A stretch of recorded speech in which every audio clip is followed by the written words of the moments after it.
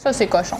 La fameuse pizza dessert, on se l'est tellement fait demander, puis enfin, notre département d'approvisionnement a trouvé une recette qui devrait plaire à tous. Puis là, c'est ce qu'on va tester parce que j'ai une affaire, mais je ne l'ai jamais encore goûté. Ce que je peux vous dire, c'est que sur le contour, on a saupoudré du sucre glacé avec de la cannelle, puis on vient le sentir, là, honnêtement, quand on ouvre la boîte, c'est vraiment, ça sent, là, ça sent vraiment bon. On a mis plein de guimauve dans le milieu. On a envoyé ça au four avec une plaque par-dessus pour être certain que ça ne brûle pas. Fait que là, enfin, on vient de régler un des problèmes que tous les tests de pizza dessert avaient comme problème, c'est-à-dire que ça sentait le brûler. Là, c'est vraiment pas le cas, puis en plus, ça a l'air full bon.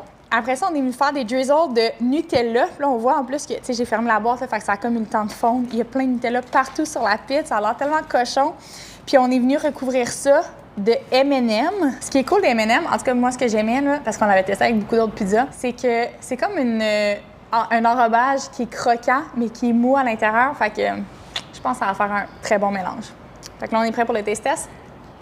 Honnêtement, là, je tripe sur le chocolat. J'aurais tendance à dire que les M&M font toute la différence aussi, mais le côté guimauve avec le Nutella, j'ai juste mis de la cannelle sur les croûtes, mais j'ai l'impression qu'on le sent aussi, qu'on le goûte dans le milieu de la pizza. Ça, c'est cochon. Enfin, après genre 40 essais, je pense qu'on vient de trouver notre recette parfaite et finale. Fait que là, vous en pensez quoi, mettons? Est-ce que vous trouvez que ça a l'air appétissant? Est-ce que c'est un oui?